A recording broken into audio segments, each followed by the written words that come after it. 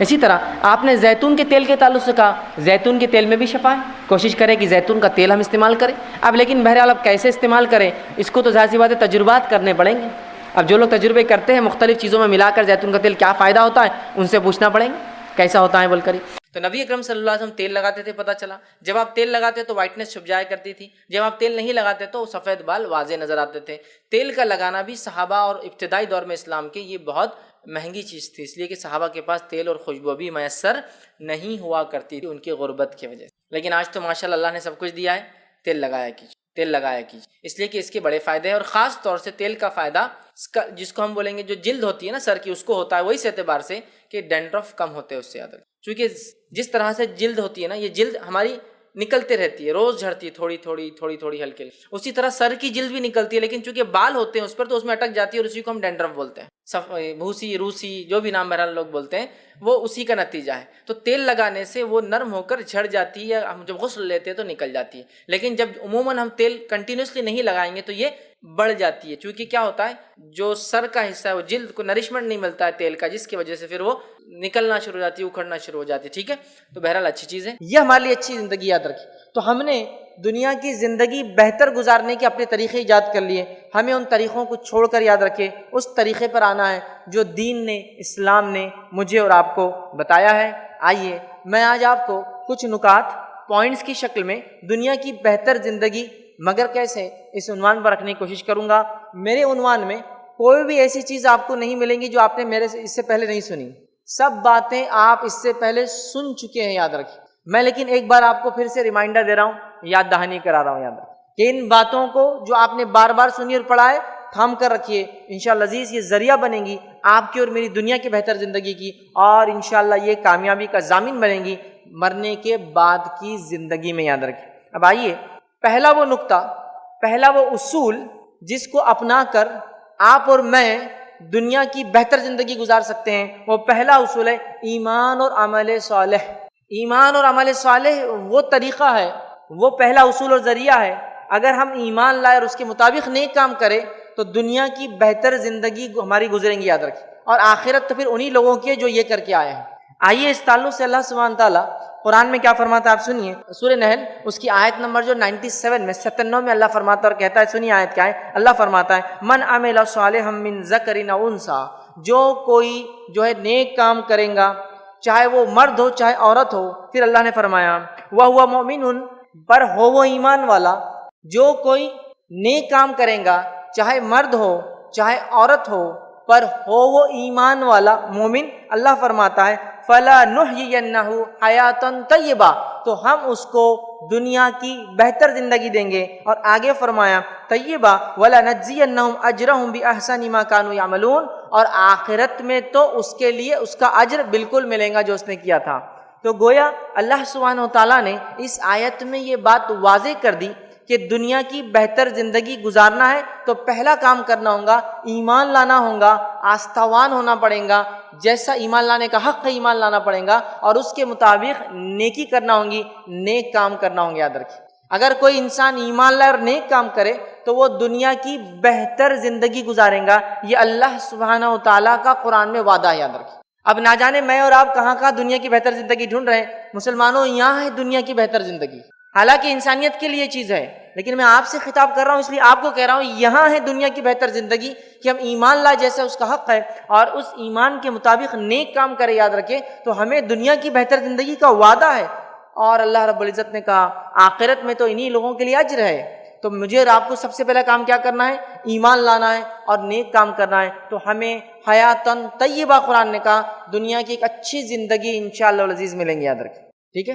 اور عمل صالح کے تعلق سے ایک بات کی وضاحت کر دوں، عمل صالح وہ ہوتا ہے جو اللہ کی کتاب نے جس کا حکم دیا پھر نبی اکرم صلی اللہ علیہ وسلم نے اس کو کر ہمیں بتایا ہے، ورنہ عمل صالح کے لیے لوگ بہت سارے اپنے طریقے ایجاد کرتے ہیں۔ چلیے آئیے ہم آگے بڑھتے ہیں اور اپنے دوسرے اصول کی طرف بڑھتے ہیں کہ دنیا کی بہتر زندگی گزارنے کا دوسرا اصول کیا ہے۔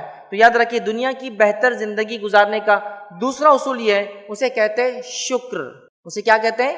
شکر۔ شکر سمجھتے ہیں آپ کہ اللہ تعالیٰ نے جو دیا اس کا ہم شکر ادا کریں، یہ ایک اصول ہے کہ ہم دنیا کی زندگی بہتر گزار سکیں گے۔ لیکن کتنی افسوس کی بات ہے ہم لوگوں نے ناشکری کو اپنا زندگی جینے کا طریقہ بنا لیا ہے. ہر آدمی اللہ تعالیٰ نے جو دیا ہے اس پر ناشکری کے کلمات ادا کر کے اس سے اوپر والے کو دیکھ کر یہ کہہ رہا ہے کہ مجھے تو یہ نہیں ملا، وہ تو مجھ سے آگے ہے.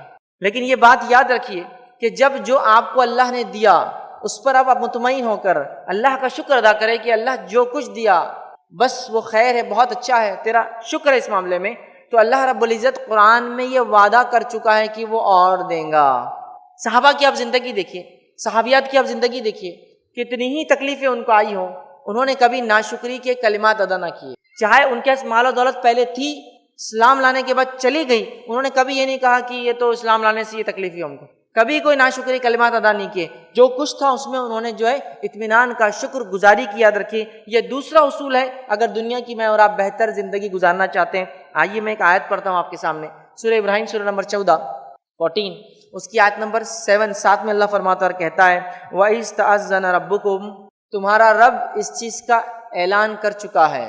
وَإِذْ تَأَذَّنَ رَبُّكُمْ، تمہارا رب اس چیز کا اعلان کر چکا ہے. کیا فرمایا؟ لَإِن شَكَرْتُمْ لَأَزِيدَنَّكُمْ، اگر تم شکر ادا کرو گے ہم تمہیں اور عطا کریں گے. اگر تم شکر ادا کرو گے ہم تمہیں اور عطا کریں گے. اللہ فرماتا ہے وَلَئِن كَفَرْتُمْ إِنَّ عَذَابِي لَشَدِيدٌ، لیکن اگر تم ناشکری کرو گے تو ہمارا عذاب، ہماری پکڑ بہت سخت ہے، یاد رکھیں. تو یہاں اللہ رب العزت یہ اعلان کر چکا ہے کہ اگر ہم شکر کریں گے اللہ ہمیں اور اضافہ کر کے دیں گا. تو ہمیں شکر گزاری کا مادہ اپنے اندر جگانا ہے. اب انسان شکر گزار کیسے بن سکتا ہے؟ تو شکر گزاری ایک انسان میں تب پیدا ہوتی ہے، نبی اکرم صلی اللہ علیہ وسلم فرماتے ہیں شکر گزاری انسان میں تب پیدا ہوتی ہے جب وہ اپنے سے نیچے والوں لوگوں کو دیکھتا ہے. سمجھ رہے آپ؟ جیسا مثال کے طور پر آپ یہ سوچتے ہیں کہ میرے پاس تو صرف ایک 2 ویلر ہے، لوگوں کے پاس تو کیا کچھ نہیں، آپ آگے دیکھ رہے ہیں. لیکن آپ میں شکر گزاری ہمیں تب ہوں گی جب ہم دیکھیں گے لوگ پیدل بھی چلتے ہیں سڑکوں پر تو آپ کہیں گے الحمدللہ میرے پاس کم از کم 2 ویلر تو ہے. تو ہمارا معاملہ یہ ہے کہ ہم اپنے سے اوپر والوں کو دیکھ کے ناشکرے ہوتے جا رہے ہیں، جبکہ اصول یہ ہے کہ نیچے والوں کو دیکھو تو شکر گزاری کا مادہ پیدا ہوگا. اور اگر ہم اللہ رب العزت کی شکر گزاری کریں گے تو اللہ تعالیٰ کا وعدہ ہے اپنی کتاب میں وہ اور بڑھا کر دیں گا، اضافہ کر کے دیں گا. تو جو کچھ ہمارے پاس ہے اس بات کو یاد رکھ لیجئے، اس میں اللہ رب العزت کا میں اور آپ شکر بجا لا. یاد رکھیں آج ناشکری کا ایسا عالم ہے، اگر نوجوانوں کو لے لے ہمارے تو وہ اپنے والدین کی کمپلین کرتے تھکتے نہیں ہیں کہ ہمیں تو یہ نہیں ملا، ہم کو تو وہ دیا نہیں گیا، ہمارے ساتھ تو یہ نہیں ہوا. بڑوں کو اگر لے لے یا ہم اپنے آپ کو لے لے، ہم بھی ناشکر ہیں اللہ کے. جو اللہ نے دیا اس میں شکر گزاری نہیں کرتے بلکہ دوسری چاہت میں اللہ کی ناشکری کرتے ہیں. تو اگر ہم چاہتے ہیں کہ اللہ ہمیں اور دیں، اصول یہ ہے کہ ہم اللہ تعالیٰ کی شکر گزاری کریں. یاد رکھیے جب ہم اللہ کا شکر ادا کرتے ہیں تو رب العزت ہمیں اور بڑھا کر عطا کرتا ہے. یاد رکھیے. آئیے دنیا کی بہتر زندگی گزارنے کا تیسرا اصول کیا ہے؟ اور وہ تیسرا اصول ہے صبر. صبر. کسی کہنے والے نے بڑی اچھی بات کہی ہے، اگر اسلام ایک پرندہ ہے تو اس کا ایک پر شکر ہے تو دوسرا پر صبر ہے. یاد رکھیے یہ اللہ رب العزت کی دو عظیم نعمتیں صبر اور شکر. یاد رکھیے جب انسان صبر کرتا ہے تو اللہ تعالیٰ اس کو اور عطا کرتا ہے. صبر کرنے پر وہ دنیا کی بہتر زندگی گزارتا ہے. یاد رکھیے جس کی جیتی جاگتی مثال صحابہ کی زندگی ہے. جب وہ ایمان لائے، ایمان لانے سے پہلے منمانی زندگی گزارتے، جو چاہے وہ کرتے، مال و دولت تھی، سب کچھ تھا.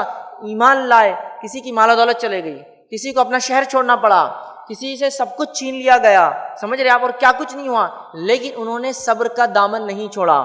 کچھ کے ساتھ تو یہ سلوک ہوا کہ جسمانی اعضاء جو ہے ضائع کر دیے گئے، کسی کو تکلیف پہنچائی گئی، کسی کو یہاں تک کہ قتل کر دیا گیا، لیکن کبھی بھی انہوں نے جو ہے صبر کا دامن نہیں چھوڑا. یاد رکھیے صبر یہ بڑا اہم اصول ہے. یاد رکھیے اور قرآن میں اللہ رب العزت نے اس بات کو یوں بیان کیا. یہ قرآن کی وہ آیت ہے جو آیت میں سمجھتا ہوں سب سے زیادہ مرتبہ آپ نے سنی ہوں گی. اگر آپ مسجد میں جاتے ہیں اور بجماعت نماز پڑھتے ہیں تو یہ آیتیں امام صاحب اکثر نمازوں میں پڑھتے ہیں. کیا آیتیں؟ چلیے ہم بھی سن لیتے ہیں. اللہ فرماتا ہے سورہ بقرہ سورہ نمبر 2 آیت نمبر 155 156 157 155 156 اور 157. اللہ فرماتا ہے وَلَنَبْلُوَنَّكُمْ بِشَيْءٍ مِّنَ الْخَوْفِ وَالْجُوعِ وَنَقْصٍ مِّنَ الْأَمْوَالِ وَالْأَنفُسِ وَالثَّمَرَاتِ وَبَشِّرِ الصَّابِرِينَ. کیا فرمایا اللہ نے؟ ہم تمہیں ضرور آزمائیں گے. کیسے آزمائیں گے؟ من الخوف، خوف سے، ڈر سے، والجوع اور بھوک سے. پھر اللہ فرماتا اور کہتا ہے وَنَقْصٍ مِّنَ الْأَمْوَالِ وَالْأَنفُسِ وَالثَّمَرَاتِ، اور کمی سے، گھاٹے سے. کس کس چیزوں کا گھاٹا اللہ نے فرمایا؟ اموال، مال کے نقصان سے آزمائیں گے. ٹھیک ہے. پھر جان کے نقصان سے آزمائیں گے، جان کی کمی سے آزمائیں گے، اور پھلوں کی کمی سے آزمائیں گے. وَبَشِّرِ الصَّابِرِينَ، تو بشارت دے دو ان لوگوں کو جو ایسے معاملوں میں صبر کرتے ہیں۔ تو یہاں بشارت دی گئی صبر کرنے والوں کو دنیا کے اندر، یاد رکھیے۔ اور صحابہ اس کا نمونہ ہے جیتا جاگتا، جب وہ گزرے ان خوف سے، بھوک سے، مال کی کمی سے، جان کی کمی سے، اور صبر کیا، رب العزت نے ان کو وہ کچھ عطا کیا، یاد رکھے، جس کے بارے میں میں اور آپ سوچ بھی نہیں سکتے، یاد رکھے۔ اتنا کچھ اللہ تعالیٰ نے ان کو عطا کیا چونکہ انہوں نے صبر کیا، یاد رکھے۔ آج ہمارے پاس صبر کا ذرا برابر بھی مادہ نہیں ہے۔ اگر کسی کو تھوڑا سا نقصان ہو جائے، ہم فوراً ناشکری کلمہ ادا کر دیتے، اللہ میرے ساتھ ہی کیا ہوتا ہی نہیں ہوتا ہے۔ کسی گھر چوری ہو گئی تو کیا بولتا ہے معلوم؟ فوراً یہ کہنا چھوڑ کر کہ اللہ میں صبر کرتا ہوں، انا للہ و انا الیہ راجعون، یہ چیزیں چھوڑ کر کیا بولتا ہے؟ اتنے مالدار لوگ سماج میں پڑے، ان کے گھر نہیں ہوتی، میرے گھر میں ہو گئی۔ کسی کے گھر کسی کا انتقال ہو گیا اور سمجھ لیجیے اس کی اکلوتی اولاد تھی، تو فوراً یہ کلمہ ادا کر دیتے صبر کرنے کے بدلے کہ لوگوں کو تو اتنی بچے ہیں، ان کو کچھ نہیں ہوتا، ہمارا ایک بچہ تھا، ہم سے اللہ نے چھین لیا۔ تو ہم فوراً ناشکری کلمہ ادا کرتے ہیں، صبر کے خلاف کام کرتے ہیں۔ جبکہ اگر ہم صبر کریں، جب اللہ میں آزماتا ہے خوف سے، بھوک سے، مال کی کمی سے، جان کی کمی سے، پھلوں کی کمی سے، تو اللہ نے بشارت دی ایسے لوگ جو صبر کرتے ہیں۔ پھر فرمایا الذین اذا اصابتهم مصیبۃ قالوا، اور جب ان لوگوں پر مصیبت آتی ہے تو کیا کہتے ہیں؟ انا للہ و انا الیہ راجعون، ہم اللہ کی طرف سے آئے تھے اور ہمیں اللہ کی طرف لوٹ کر جانا ہے۔ پھر اللہ فرماتا ہے، کہتا ہے، اور یہی وہ لوگ ہیں جن پہ اللہ کی نوازشیں ہوں گی اور اللہ کی رحمتیں، وَأُولَٰئِکَ هُمُ الْمُهْتَدُونَ، اور یہی لوگ ہدایت یافتہ ہیں، دنیا میں ہدایت یافتہ ہے۔ تو یہاں دیکھیے صبر کے تعلق سے بات بیان کی۔ صبر یاد رکھیے بڑی اہم چیز ہے، یاد رکھیے، اور یہ بڑا اہم اصول ہے اگر دنیا کی ہم بہتر زندگی گزارنا چاہتے ہیں۔ تو آئیے دنیا کی بہتر زندگی کے لیے جو چوتھا اصول میں آپ کے سامنے فورتھ پوائنٹ رکھوں گا، وہ کیا ہے؟ وہ یہ ہے، یہ ایک ایسا اصول ہے، یہ نہ صرف دنیا کی اچھی زندگی دیں گا، بلکہ میرا یہ چوتھا جو نقطہ ہے، یہ کسی مصیبت، چاہے جسمانی ہو، سمجھ رہے آپ، کسی مصیبت جسمانی ہو یا ذہنی کوئی تکلیف ہو، یہ اس کا بھی علاج ہے۔ یہ جو نقطہ ہے بڑا اہم نقطہ ہے، یاد رکھیے، اس نقطے کو آپ باندھ لیں، یاد رکھیے اپنے ساتھ۔ یہ چوتھا جو میرا پوائنٹ ہے، اور چوتھا پوائنٹ دنیا کی بہتر زندگی گزارنے کا کیا ہے معلوم آپ کو؟ وہ ہے توبہ اور استغفار۔ دنیا میں مصیبتیں ہم پہ کیوں آتی ہیں، تکلیفیں کیوں آتی ہے، پریشانیاں کیوں آتی ہے، بیماریاں کیوں آتی ہے معلوم آپ کو؟ اس لیے کہ ہم اللہ رب العزت کی ناشکری کرتے ہیں، اللہ رب العزت کا شکر ادا نہیں کرتے، گناہوں پر گناہ کرتے چلے جاتے ہیں، اور گناہ اتنے بڑھ جاتے ہیں کہ ہم نے دیکھا قرآن کے اندر جب قوموں کے گناہ بڑھ گئے تو اللہ رب العزت نے ان قوموں کو دنیا سے نیست و نابود کر دیا، جس کو کہیں گے دنیا سے ان کو مٹا دیا، یاد رکھیں۔ تو یہ گناہ ہے، یہ معصیت ہے جو ہمارے لیے دنیا کی زندگی اجیرن کر دیتے، یاد رکھیں۔ ڈپریشن کے لوگ شکار ہو گئے، سمجھ رہے، گناہوں کے نتیجے میں پریشان ہیں، مال و دولت ہونے کے بعد بھی دل پریشان ہے نا، سکون نظر نہیں آ رہا ہے کہیں، ہے نا، سب کچھ ہونے کے بعد بھی دل چاہ رہا ہے کہ ابھی کوئی چیز ایک ایسی ہے جو حاصل نہیں ہوئی ہے۔ تو میرے بھائیوں، توبہ استغفار کو اپنے ایسا لازم کر لیجئے کہ اٹھتے اور بیٹھتے اس کو کیجئے۔ نبی اکرم صلی اللہ علیہ وسلم گناہ نہیں کرتے تھے، لیکن اس کے باوجود بھی آپ بخشائے تھے، اس کے باوجود بھی روایتوں میں آتا ہے نبی اکرم صلی اللہ علیہ وسلم ایک مجلس میں کبھی کبھار 70 یا 100 مرتبہ استغفار کرتے تھے، 70 یا 100 مرتبہ توبہ کرتے تھے، جبکہ نبی اکرم صلی اللہ علیہ وسلم گناہ نہیں کرتے تھے۔ اس کے بعد اتنا آپ کا توبہ اور استغفار کرنا، علماء لکھتے ہیں، وہ اس لیے ہے کہ امت اس بات کو سمجھے، توبہ اور استغفار کی اہمیت کو جانے، اور ہم کثرت سے توبہ اور استغفار کریں، سمجھا، کثرت سے توبہ اور استغفار کریں۔ ہم یہ دیکھتے ہیں قرآن و سنت کے اندر کہ توبہ اور استغفار گناہ گاروں کا تو طریقہ ہے کہ وہ معافی کے لیے اللہ سے کرتے ہیں، لیکن دنیا کے سب سے نیک لوگ وہ بھی توبہ اور استغفار کرتے تھے، وہ انبیاء کی جماعت ہے، تمام نبیوں نے توبہ کی اور استغفار کیا۔ تو پھر مجھے اور آپ کو کیا ہوا؟ کیا ہم اتنے نیک ہو گئے؟ کیا گناہ بالکل ہم نہیں کرتے؟ جو آج توبہ اور استغفار کی اتنی کمی ہے، ہمیں کثرت سے بہت زیادہ توبہ اور استغفار کرنے کی میرے بھائی اور بہنوں ضرورت ہے۔ یاد رکھیے، استغفر اللہ اتنا کہنا بھی کافی ہے، استغفر اللہ واتوب الیہ، اللہ میں اپنے گناہوں کی معافی چاہتا ہوں اور رجوع کرتا ہوں تیری طرف۔ یاد رکھیے، توبہ اور استغفار میں بس تھوڑا سا فرق ہے، آپ کو سمجھا دیتا ہوں بات سمجھنے کے لیے، لیکن دونوں الفاظ کو ایک ساتھ ادا کیا جاتا ہے۔ توبہ اور استغفار میں جو تھوڑا سا فرق ہے وہ یہ ہے، توبہ یہ ہے کہ جب انسان اپنے راستے کو بدل دیتا ہے، گناہ اور معصیت کی زندگی سے پلٹ جاتا ہے، یہ توبہ ہے، اور استغفار وہ کلمہ ہے جس کے ذریعے وہ گناہ جو ہو چکے اس کے لیے معافی مانگتا ہے۔ تو توبہ اور استغفار، میں نے اپنا راستہ بدل لیا، میں گناہ کے راستے پہ تھا، یو ٹرن لے کے نیکی کے راستے پہ آیا، میں نے رجوع کیا، میں پلٹ گیا اور پھر استغفار کیا جو گناہ مجھ سے ہوئے تھے۔ تو ہمیں کثرت سے توبہ کرنا چاہیے اور استغفار کرنا چاہیے، اس لیے کہ اللہ رب العزت نے دیکھیے قرآن میں کیا فرمایا، وَمَا أَصَابَكُم مِّن مُّصِيبَةٍ فَبِمَا كَسَبَتْ أَيْدِيكُمْ وَيَعْفُو عَن كَثِيرٍ، جو کچھ مصیبتیں تم پر دنیا میں آتی ہے وہ تمہارے ہاتھوں کی کمائی ہے، وہ تمہارے گناہوں کا نتیجہ ہے، وَيَعْفُو عَن كَثِيرٍ، حالانکہ ہم تو بہت تم کو معاف کرتے ہیں۔ اللہ تعالیٰ بہت معاف کرتا ہے اپنے بندوں کو، لیکن ہم اتنے گناہ کرتے ہیں جسی کو انتہا نہیں، تو گناہ ہر انسان سے ہوتے ہیں، تو ہم استغفار کو اپنا معمول، اپنی عادت بنا لیں۔ آئیے استغفار کے کچھ فائدے دیکھ لیتے ہیں، دنیاوی کیا ہوتے ہیں وہ بھی دیکھ لیتے ہیں۔ اللہ رب العزت نے نوح علیہ السلام کی سورہ نوح کے اندر اس حالت کو بیان کیا جب انہوں نے اپنی قوم کو دعوت دی، وہ قوم ایمان نہ لائی، اس کے بعد اب اللہ کی طرف رجوع ہوئے اور اللہ تعالیٰ سے کہا کہ اللہ اس قوم کو ہلاک کر دے، تو اس سے پہلے آپ بتاتے ہیں کہ اللہ تعالیٰ کو پیش کرتے ہیں کہ اللہ میں نے کیا کیا کیا اس قوم کے ساتھ۔ اس میں اللہ سبحانہ تعالیٰ بیان کرتا ہے سورہ نوح سورہ نمبر 71 71، اس کی آیت نمبر 10 11 اور 12 میں اللہ فرماتا ہے نوح علیہ السلام نے کہا اور فرمایا فَقُلْتُ اسْتَغْفِرُوا رَبَّكُمْ إِنَّهُ كَانَ غَفَّارًا، کہ اے میری قوم، نوح علیہ السلام قوم کو دعوت دے رہا ہے، اے میری قوم تم اللہ سے استغفار کرو، معافی مانگو اپنے گناہوں کے لیے، إِنَّهُ كَانَ غَفَّارًا، تم اسے یقیناً معاف کرنے والا پاؤ گے۔ پھر فرمایا يُرْسِلِ السَّمَاءَ عَلَيْكُمْ مِدْرَارًا، اگر تم اللہ سے توبہ استغفار کرو گے تو اس کا نتیجہ کیا ہوگا، دنیاوی فائدہ کیا ہوگا، دنیا میں کیا فائدہ ملے گا، يُرْسِلِ السَّمَاءَ عَلَيْكُمْ مِدْرَارًا، آسمان سے اللہ تعالیٰ موسلا دھار نفع بخش بارش کو برسائیں گا۔ آج چاہے آپ جس بھی سیکٹر سے ہو، دنیا میں جو بھی پیشہ رکھتے ہو، آسمان سے تعلق آج بھی ساری انسانیت کی، اگر بارش نہ ہو تو سارا سسٹم تہس نہس ہو جاتا ہے، چیزیں مہنگی ہو جاتی ہیں، لوٹ مار مچ جاتی ہے سماج میں، یاد رکھیں۔ تو لہٰذا استغفار کا ایک فائدہ جو نوح علیہ السلام نے اپنی قوم کو بتایا وہ یہ کہ اللہ تعالیٰ آسمان سے موسلادھار بہترین نفع بخش بارش کو برسائیں گا۔ دوسرا دنیاوی فائدہ کیا بتایا، غور سے سنیے، وَيُمْدِدْكُمْ بِأَمْوَالٍ وَبَنِينَ، اور تم کو مال میں بڑھا دیں گا، اور تم کو مال میں بڑھا دیں گا۔ کون سا انسان ہے جو مال نہیں چاہتا ہے؟ طریقہ یہاں ہے، یاد کسی کو دھوکہ دے کر، جھوٹ بول کر، سود پر کام کر کے مال نہیں بڑھتا، یاد رکھیے، سمجھ رہے آپ، اسلامی طریقے ہیں مال کمانے کے۔ تو یہاں ایک فائدہ استغفار کا یہ ہے کہ اللہ تعالیٰ فرما رہا ہے کہ نوح علیہ السلام کی زبانی، کہ نوح علیہ السلام نے جو ان پر وحی آئی تھی اپنی قوم کو سنا رہے ہیں کہ فائدہ کیا ہوگا، آسمان سے بارش برسیں گی، دوسرا فائدہ ہوگا کہ تمہیں جو ہے اللہ تعالیٰ مال میں بڑھا دیں گا، پھر فرمایا وبنین، اور تمہیں اولاد میں بڑھا دیں گا، تمہیں اولاد میں بڑھا دیں گا۔ پھر آگے فرمایا نوح علیہ السلام نے وَيَجْعَلْ لَكُمْ جَنَّاتٍ وَيَجْعَلْ لَكُمْ أَنْهَارًا، اور تمہارے لیے باغات بنا دیں گا اور اس میں نہریں جاری کر دیں گا۔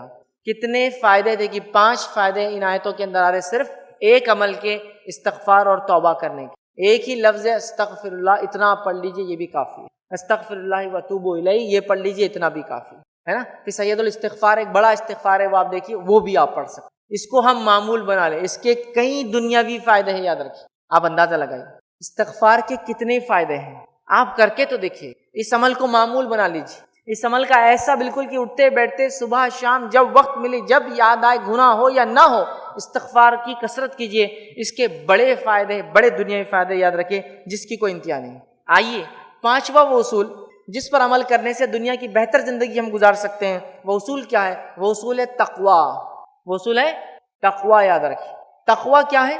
تقوی یہ اللہ کا ڈر ہے، ایسا ڈر جس میں انسان نیکیوں کی طرف بڑھتا ہے اور گناہ اور معصیت سے اپنے آپ کو روک لیتا ہے کہ نہیں اللہ دیکھ رہا ہے، میں اللہ سے ڈرتا ہوں، میں یہ کام نہیں کر سکتا۔ تو نیکیوں کی طرف بڑھنا اللہ کی محبت کی وجہ سے، گناہوں سے رکنا، یہ تقوی ہے، یاد رکھیے۔ اور تقوی بڑی اہم چیز ہے، یاد رکھیے، اور تقوی کا تعلق دل سے، یاد رکھیے، یہ دل سے یاد رکھیے۔ نبی اکرم صلی اللہ علیہ وسلم نے تقوی کے تعلق سے بیان کیا حدیث میں تو 3 مرتبہ اشارہ کر کے کہا تقوی تھا ہونا، التقوی تھا ہونا، التقوی تھا ہونا۔ تقوی دل کی کیفیت ہے، یہ دل کی دنیا۔ تو تقوی یاد رکھیے، تقوی پیدا کیجیے اپنے اندر، نیکیوں کی طرف بڑھیے، گناہوں سے اپنے آپ کو بچائیے، چاہے کوئی دیکھتا ہو یا کوئی نہ دیکھتا ہو، یاد رکھیے، یہ بڑی اہم بات ہے، یاد رکھیے۔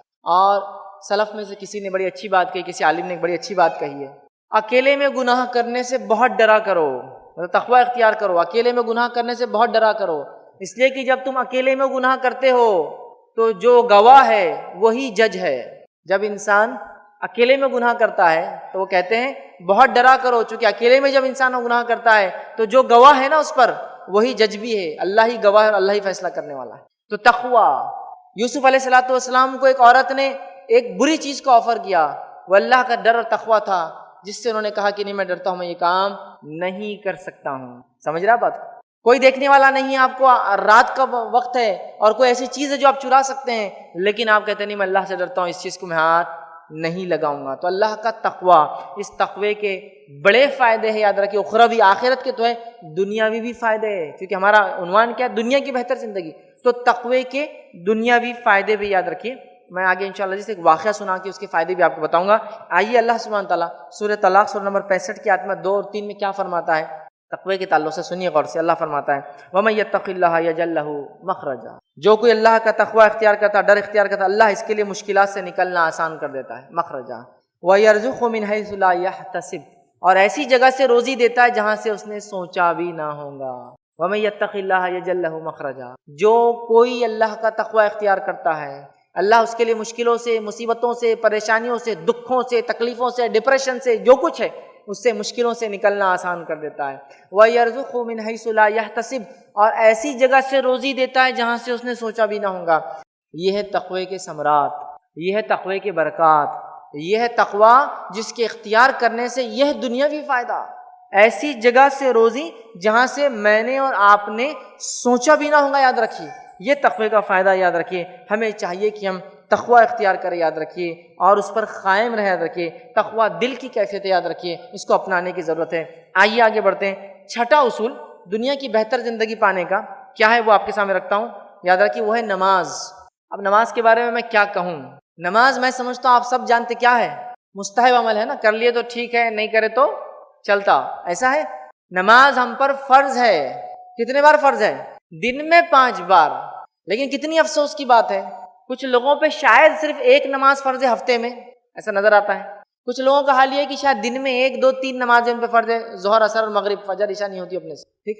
کچھ لوگوں کا حال یہ ہے کہ وہ کبھی کبھار نماز پڑھ لیتے، عید وغیرہ پہ آ جاتے، کسی کے انتقال ہوگا تو اس پہ آ جاتے ہیں۔ نہیں، یاد رکھیے ہر روز میں 5 وقت نماز یاد رکھیے، یہ بڑی اہم چیز ہے، یہ دنیا اور آخرت کی کامیابی، یاد رکھیے۔ علماء تو یہاں تک فتوے دیتے ہیں کہ جس کی توحید، اور توحید کے بعد سب سے اہم چیز نماز ہو، اگر نماز قائم نہ کرتا ہے کہ انسان، تو اس کے روزے بھی قبول نہیں، اس کا حج بھی قبول نہیں، یاد رکھے، اس کی زکوٰۃ قبول نہیں، چونکہ نماز نہیں پڑھتا ہے۔ بہت اہم چیز ہے۔ ویسے نماز کے لاتعداد فائدے ہیں، میں وہ نہیں بتاؤں گا، لیکن میں ایک نماز کا فائدہ صرف ایک بتاؤں گا آج، اور وہ بھی فرض کا نہیں ہے، یاد رکھیے۔ تو اس سے اندازہ لگا لو فرض کے کتنے فائدے ہوں گے۔ ایک نفل نماز کا صرف فائدہ بتاتا ہوں، اور چونکہ عنوان ہے دنیا کی زندگی، تو دنیا میں کیا فائدہ ہوتا ہے وہی بتاتا ہوں صرف۔ تو آپ آخرت کے فائدے اور دنیا کے دیگر فائدے فرض نمازوں سے کتنے ہوں گے آپ اندازہ لگا سکتے ہیں۔ تو آئیے ایک نفل نماز کا فائدہ سنیے۔ نبی اکرم صلی اللہ علیہ وسلم فرماتے ہیں، اور نفل میں یہ سب سے افضل نفل ہے، وہ کیا ہے؟ آپ فرماتے ہیں تم رات کا قیام ضرور کیا کرو، تم رات میں نماز ضرور پڑھا کرو، تم تہجد کا اہتمام ضرور کیا کرو۔ قیام جس کو کہتے ہیں رات کا قیام، تم رات کی نماز ضرور پڑھا کرو۔ کیوں؟ کیونکہ یہ تم سے پہلے صلح کی عادت تھی، تم سے پہلے نیک لوگوں کی عادت ہے۔ پھر فرمایا اور رات کا قیام اللہ سے قریب کرتا ہے، رات کا قیام اللہ سے قریب کرتا ہے۔ پھر فرمایا اور گناہوں سے بچاتا ہے، مطلب دن میں گناہوں سے بچنے کی توفیق ملتی ہے، اور برائیوں کو مٹاتا ہے، مطلب جو گناہ ہو چکے وہ مٹ جاتے ہیں۔ اور آخری فائدہ بتایا اور جسمانی بیماریوں کو دور کر دیتا ہے۔ کون سا ایسا شخص ہے جو گناہوں سے بری ہے؟ وہ نہیں چاہتا کہ اس سے گناہ معاف ہو، مطلب گناہ کرتا نہیں اس لیے معافی نہیں چاہتا، ہر آدمی گناہ کرتا ہے، گناہ کی معافی ہے اس نماز میں۔ دن میں گناہوں سے بچے گا انسان جب یہ نماز پڑھے گا۔ اس کے بعد ایک بڑا فائدہ دنیاوی ہے، بیماریوں سے انسان محفوظ رہے گا جو رات کا قیام کرے گا۔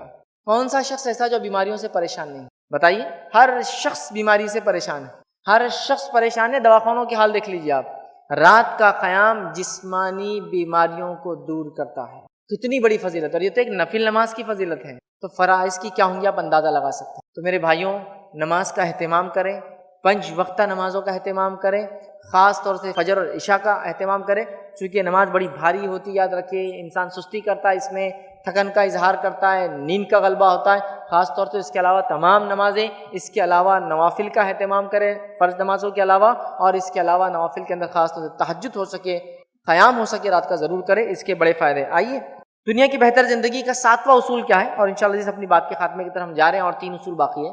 7واں اصول 7th جو ہمارا پوائنٹ ہے وہ یہ ہے کہ اگر ہم دنیا کی بہتر زندگی چاہتے ہیں تو ہم اللہ تعالیٰ سے کثرت سے دعا کریں، اللہ تعالیٰ سے کثرت سے دعا کریں۔ یاد رکھیں ہم لوگوں کا معاملہ دعا کا یہ ہے کہ دعا کرتے بھی ہے تو کب کرتے ہیں؟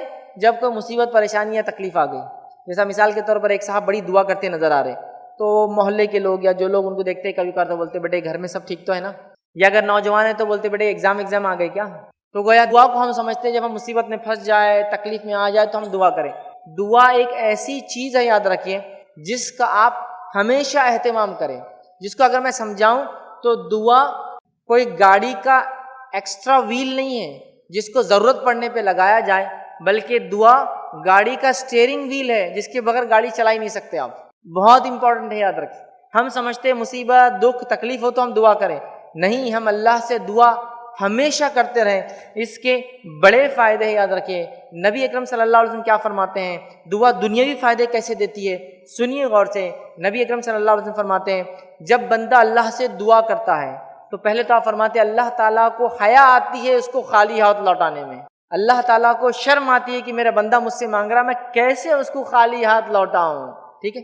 دوسری روایت کے اندر فرماتے ہیں جب بندہ اللہ سے دعا کرتا ہے جس میں کوئی ظلم یا خطا رحمی، رشتے توڑنے کی اگر بات نہ ہو، تو اللہ 3 میں سے کوئی ایک چیز اس کی قبول کر لیتا. 3 میں سے کوئی ایک شکل میں دعا قبول ہو جاتی ہے.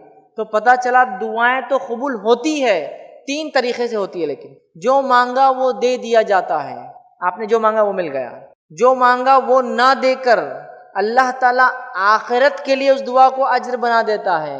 تیسرا، جو مانگا وہ نہیں دے کر اس کے برابر دنیا کی کوئی مصیبت ٹال دیتا ہے. یہ دنیا کا فائدہ، مصیبت کا ٹلنا. آخرت کا فائدہ، وہ اجر ملے گا. اور آخرت میں کتنا اجر ملے گا کہ بندہ اپنے اعمال کو جب دیکھیں گا اور اس میں کچھ اعمال دیکھیں گا جو اس نے کیے نہیں تھے لیکن اجر شامل ہوں گا، وہ کہیں گا اللہ یہ اجر کس کا ہے؟ اسے بتایا جائیں گا یہ تیری دعائیں تھی جو قبول نہیں ہوئی. بندہ کہیں گا اللہ کاش میری دنیا میں کوئی دعا قبول ہی نہ کیا ہوتا، کیونکہ اتنا زیادہ بدلہ آخرت میں. لیکن دنیاوی فائدہ کیا ہے؟ مصیبتیں ٹل جاتی ہے. کس کے برابر؟ جو مانگی گئی دعا اس کے برابر اگر وہ قبول نہ ہو تو مصیبت ٹال دیتا اللہ تعالیٰ. تو دعاؤں کا خاص طور سے اہتمام کریں.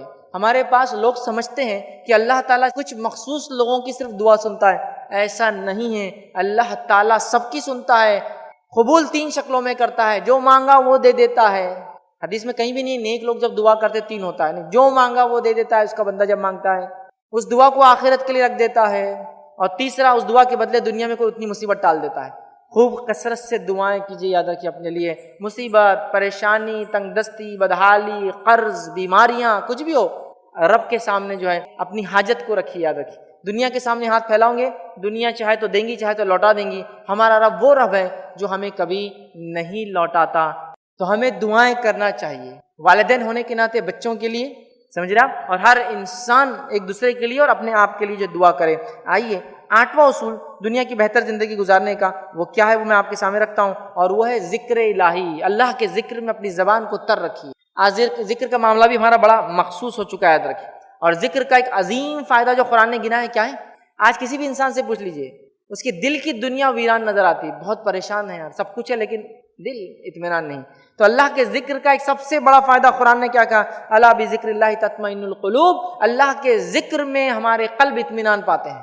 اگر آپ دلی طور سے پریشان ہیں اس کا مطلب اللہ کا ذکر سے ہم غافل ہیں. کثرت سے اللہ کا ذکر کیجیے، اٹھتے بیٹھتے سوتے جاگتے، دعاؤں کی شکل میں چھوٹی چھوٹی، اتنی چھوٹی چھوٹی دعائیں اللہ کا ذکر جس کی کوئی انتہا نہیں. یاد رکھیں لیکن کتنی افسوس کی بات ہے ہم سلام جیسے ذکر سے دور ہیں آج. انشاءاللہ، ماشاءاللہ، سبحان اللہ، تبارک اللہ، چھوٹے چھوٹے جملے، یہ کلمات تک نہیں کہتے ہیں. اور اگر کہتے بھی ہیں تو مخصوص وقت میں کہتے ہیں. اتنے مخصوص کی آج کل تو حالت یہ ہو گئی، یہ جو ذکر ہے اللہ کے چھوٹے چھوٹے، حالانکہ الحمدللہ یہ افضل الدعا حدیث کے اندر آتا ہے. افضل الذکر لا الہ الا اللہ، افضل الدعا الحمدللہ. لیکن ہمارے حالات کیا ہے آپ دیکھیے، ہمارے حالات کیا ہے. اگر کوئی الحمدللہ بول رہا تو اس کا معنی وہ خوشی ہوں گا، وہ خوش ہی ہوں گا. پریشان آدمی کبھی الحمدللہ نہیں بولتا ہمارے پاس. ارے الحمدللہ ہر حال میں بولنا ہے. آپ خوش ہے بھی تو، آپ پریشان ہے بھی تو ہم اللہ کی تعریف کریں کہ تمام تعریفیں اللہ کی جس نے جو حال میں رکھا اچھا رکھا. تو الحمدللہ صرف خوشی ہے. تو سمجھ رہے بات؟ یہ ہمارا معاملہ. انشاءاللہ جب ہم کو کوئی کام نہیں کرنا ہے تو، جھوٹ بولنا ہے تو، کل سامان بن جائے گا انشاءاللہ.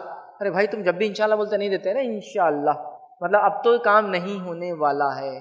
یہ ہماری حالت بن چکی. تو ہمیں جو ہے اللہ کے ذکر کو عام کرنا ہے. یاد رکھیں ماشاءاللہ اگر کسی کو آپ بول دے تو وہ شخص اپنے آپ کو دیکھ کر کہتا میں اتنا موٹا تو ابھی نہیں ہوں یار. تو یہ تو اللہ نے جیسا چاہا اس کا معنی یہ تھوڑی ہے کہ تم. تو ہم نے مخصوص کر دیا، عام کیجیے اللہ کے ذکر کو دعاؤں کی شکل میں، الفاظ جو اللہ کے جو کلمات سکھا اس کی شکل میں، مسجد آتے جاتے وقت، مسجد سے نکلتے وقت، بیت الخلاء آپ جا رہے ہیں، گھر سے باہر نکل رہے، دعائیں دعائیں دعائیں، اللہ کا ذکر ہر بار ہم کرتے رہے اور اپنی زبان کو تر رکھے، یاد رکھیے۔ آئیے اسی طرح جو ہے 9واں اصول ہے وہ ہے اللہ پر توکل، بھروسہ۔ اللہ پر توکل اگر کریں گے تو دنیا کی بہتر زندگی ایسا ملیں گی کہ اللہ تعالیٰ روزی دیں گا آپ کو۔ حدیث کے الفاظ ہیں، نبی اکرم صلی اللہ علیہ وسلم نے فرمایا کہ اگر تم پرندوں کے جیسا توکل کرو اللہ تعالیٰ پر، جو ہر صبح اپنے گھروں سے خالی پیٹ نکلتے ہیں اور شام بھر پیٹ گھر لوٹ آتے ہیں، تو اللہ تعالیٰ بھی تمہیں ایسی ہی روزیاں دیں گا جیسا پرندوں کو روزیاں دیتا ہے۔ اگر تم اللہ پر توکل کرو، ہے نا، جیسا پرندے کرتے ہیں، وہ اپنے گھونسلوں سے بھی نکلتے ہیں اور بھر پیٹ واپس لوٹ آتے اپنے گھروں پر، تو اللہ تمہیں بھی دیں گا۔ اب ہم نے توکل کا بہت ہی بھونڈا معنی لیا، بھونڈا معنی سمجھتے ہیں، برا معنی، کچھ نہیں کر رہے، اللہ پہ توکل، جو ہونا ہوگا دیکھا جائے گا۔ حدیث کے الفاظ ہے پرندے گھروں سے نکلتے ہیں، پرندے گھر میں بیٹھ کے توکل نہیں کرتے ہیں، ان کو سکھایا نکلنا ہے۔ ہمیں سنت بتائی گئی کہ ہمیں اللہ پہ توکل کرنا ہے اور مشقت، محنت اور کوشش کرنا ہے، تو اللہ تعالیٰ روزی دیں گا۔ دنیا کی بہتر زندگی، روزی چاہیے، اللہ پر توکل کیجیے، یاد رکھیں اللہ تعالیٰ ویسی روزی دیں گا جس طرح سے اللہ تعالیٰ پرندوں کو، یاد رکھیں، روزی دیتا ہے۔ اور آج کا آخری نقطہ دنیا کی بہتر زندگی کے اندر ہم جو دیکھیں گے وہ کیا نقطہ، یاد رکھیں، وہ یہ ہے کسی کی پریشانی کو دور کرنا، کسی کی پریشانی کو دور کرنا، یہ سبب ہے دنیا کی بہتر زندگی کا۔ وہ کیسے؟ وہ کیسے؟ آئیے سنیے، حدیث کے الفاظ اس طرح سے ہیں، یہ جو ہے مسند احمد کی روایت ہے، نبی اکرم صلی اللہ علیہ وسلم فرمایا اور کہا، جو شخص یہ چاہتا ہو کہ اس کی دعا قبول کی جائے، جو شخص یہ چاہتا ہو اس کی دعا قبول کی جائے اور اس کی پریشانی دور کر دی جائے، تو وہ تنگ دست کی پریشانی کو دور کر دے۔ جو شخص یہ چاہتا ہے کہ اس کی دعا قبول کی جائے، سمجھے، اور جو شخص یہ چاہتا ہے کہ اس کی پریشانی دور کر دی جائے، وہ کسی پریشان حال کی مدد کرے۔ اللہ ہم پر رحم کرے، ہم تو خود پریشانی کا ذریعہ بنتے ہیں لوگوں کے لیے۔ یہاں تو حدیث کری پریشانی دور کرو، بدلے میں دعائیں قبول کرواؤ اور بدلے میں اپنی پریشانیوں کو جو اپنے سے دور کرو۔ تو اگر ہم چاہتے ہیں دنیاوی آفت، بلائیں، مصیبت، پریشانی، تنگ دستی، خرچ کا بوجھ یہ ہم پہ آ پڑا ہے، دوسروں کی مدد کیجیے، اللہ تعالیٰ آپ کی دعائیں قبول کریں گا، اللہ تعالیٰ انشاءاللہ عزیز ہمارے پریشانیوں کو دور کریں گا۔ یہ 10 اصول تھے، یہ 10 وجوہات تھی جو قرآن و سنت میں نے آپ کے سامنے رکھی، لیکن صرف یہ وجوہات ہی نہیں، اور کئی ہیں، بہرحال میں نے ان 10 کو چنا تھا تاکہ آپ کے سامنے رکھوں۔ سیکنڈ اسٹیپ، پہلا ڈائٹ، فٹنس کے لیے پہلا ڈائٹ۔